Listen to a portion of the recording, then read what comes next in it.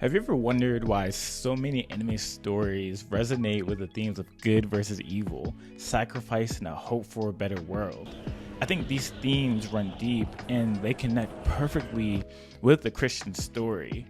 I'm not sure if you noticed about this channel and my videos that I've been making, but I really like talking about anime and pulling out relatable themes to our life. And I think the reason that anime is so successful and has found mainstream success is because this medium is something that a lot of people find themselves in.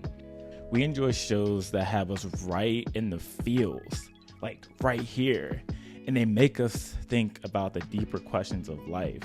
But on this channel, I like taking these shows and the themes of life and relating them to the Christian story.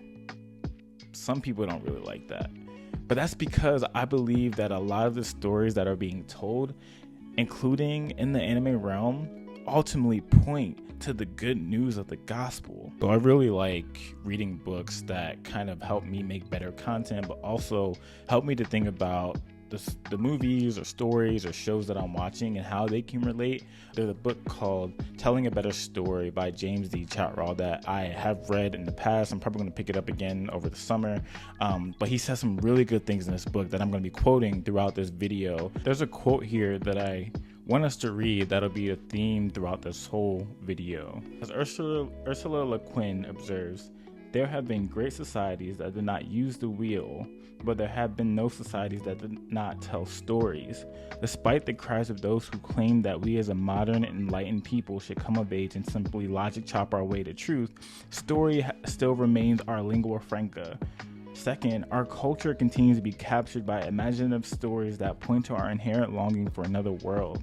Third, through the stories we love to tell and hear, from Mozart's Requiem to liberal humanism's moral tale of universal love, to J.K. Rowling's story of sacrificial death and resurrection," that's Harry Potter, "we're reminded that even in post-Christian cultures, we can't seem to escape the echoes and at times the allure of the gospel story." Now I know for some of my Christian brothers and sisters, they see things like magic, demons, or subtle or sometimes overt sexual themes in anime, and we can sometimes automatically write off these things. And I won't knock them, they have their convictions, but the overarching premise of 98% of these shows is practically the same, honestly dealing with the same categories of the biblical Christian story.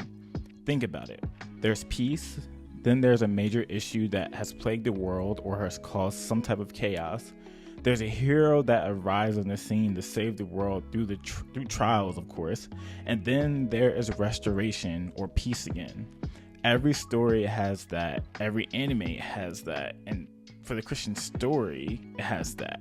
But the difference is, it's true. God created this world good and perfect. Humans corrupted under the deception of Satan, causing the world to plunge into chaos and sin and separation from God. Jesus, the hero, the savior, God in the flesh, comes into the world to restore our world back to God, to restore the world and die on our behalf so we could be right with God. But he defeats death and then rises from the dead to start the restoration process, beginning with fallen sinners like you and I coming to faith in Jesus. Glory to God. But how do we take that and see it in our favorite anime? Well, I'm gonna help you guys. And I got 3 ways that I personally do this when I'm like scripting my videos and when we're done. The hope is that I can do my best virtually to help equip you guys so that you can creatively engage with your non-Christian friends about the gospel. Or if you want to start a Christian anime YouTube channel or just a YouTube channel in general, using movies or stories or whatever, you can be able to use these tactics and pull them out so that you can be able to tell a better story that leads to the good news of Jesus. Number 1, the hero. Honestly, I feel like this is the most obvious one for me because in a lot of the stories, there will always be the MC who is the main focus of the show. And these heroes are tasked with saving the world or saving people. And these characters are usually plagued with a tall mountain to climb, as some characters have to get stronger to defeat a major villain or unlock a special ability in order to even be considered the one that everyone in the show looks to for hope. But this is the obvious one, because usually the hero will always come to the rescue of everyone. Thanks, Corin! I hate that too. Piece, but one major theme in One Piece is that Luffy is this type of hero. Luffy is the character that has vowed to become Pirate King. He's a happy-go-lucky person that values friendships, and he likes beating up bad guys who are corrupting the environments his friends are living in. Although Luffy is a pirate and pirates are considered the bad guys in the show, Luffy and his crew are always coming to the aid and rescue of the people where they land, and once they leave, after defeating the villain, the people have a new hope in Luffy as an ally and start to believe he will really become the next Pirate King. How would you relate this to the Christian story? Let me know in the comments below. How I would do this is that every land in One Piece is being oppressed either by the corrupted world government or some mad evil pirate that is terrorizing the land and its people. Satan and sin have terrorized our world since the beginning. All humans everywhere are under the tyranny of sin and is a cruel slave master. But the hope of the gospel, just like Luffy, Jesus has come to deliver us from the power of sin by crushing Satan's head by the cross. And now we have hope in the crucified King, risen Messiah, who will one day deliver us and renew this broken world back to God. And what's great is that most of us are longing for a hero, someone who wants to come and save the day, and we have real life heroes that fight for us, to rescue us, to heal us. We have heroes of faith, but ultimately all of these heroes point to the grander story of Christ and him crucified. Number 2, theme of suffering. I think if you can pull out this theme in an anime really well, I truly believe that this can have some crazy impact on people. Suffering is a real reality for us in this world, and I think the reason why anime can depict suffering so well is because a lot of mangaka and animators experience suffering.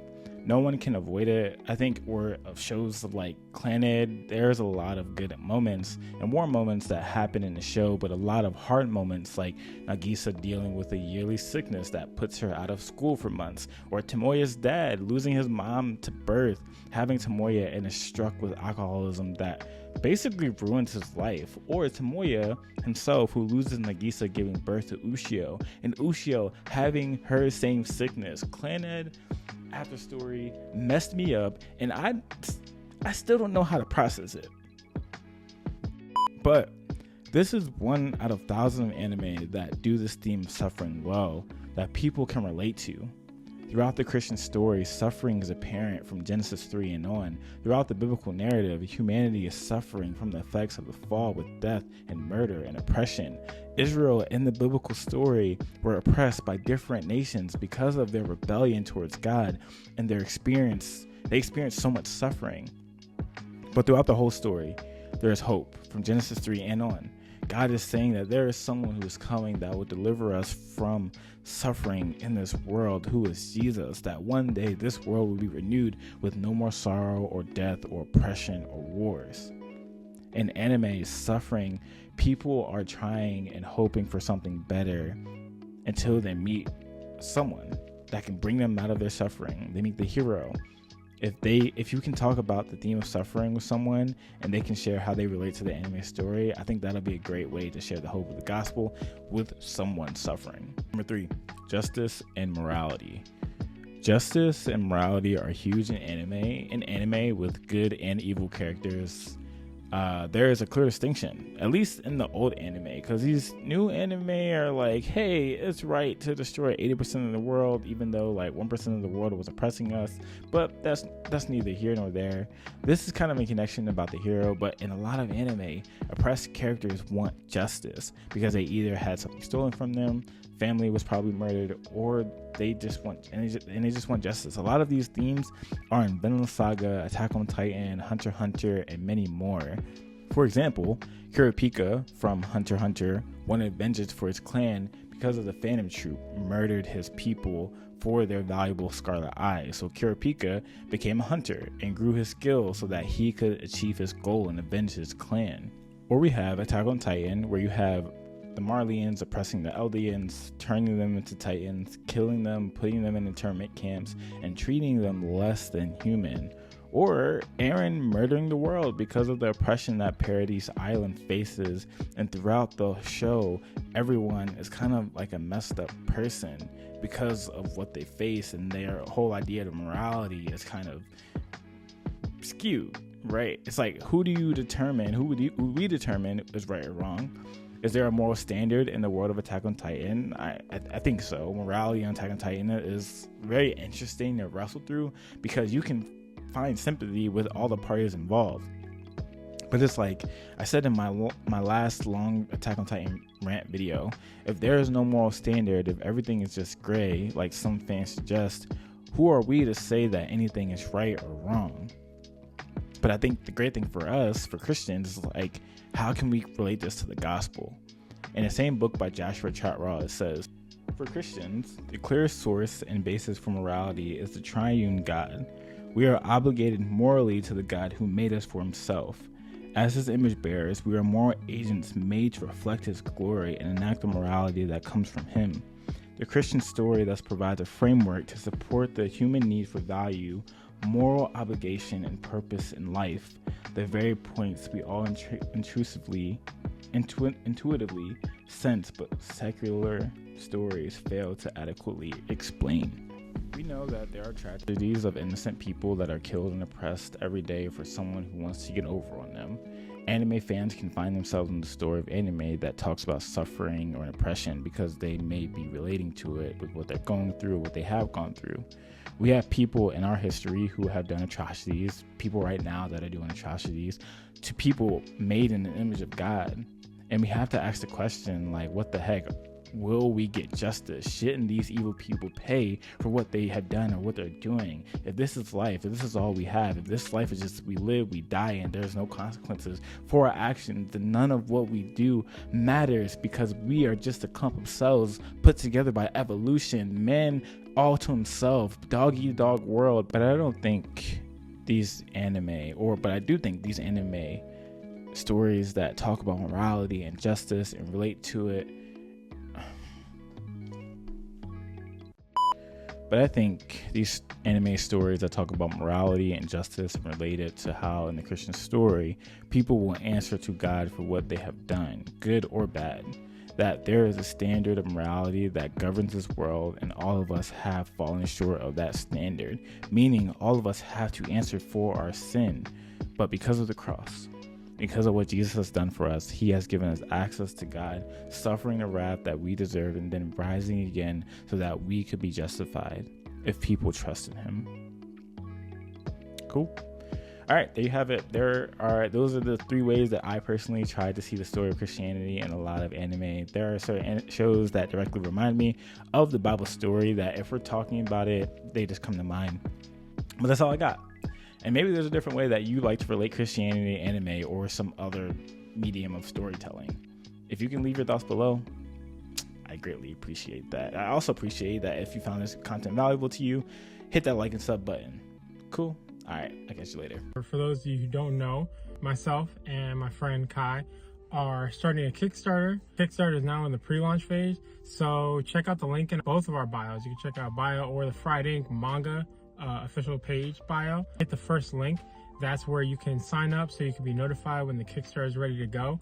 There's going to be a lot of amazing things that we're adding to the tiers of everything that we're giving, everything that we're giving to you guys along with the books. And there's a lot of different amazing stretch goals we want to hit. So let your friends know, let your peeps know, and I hope to see y'all over there.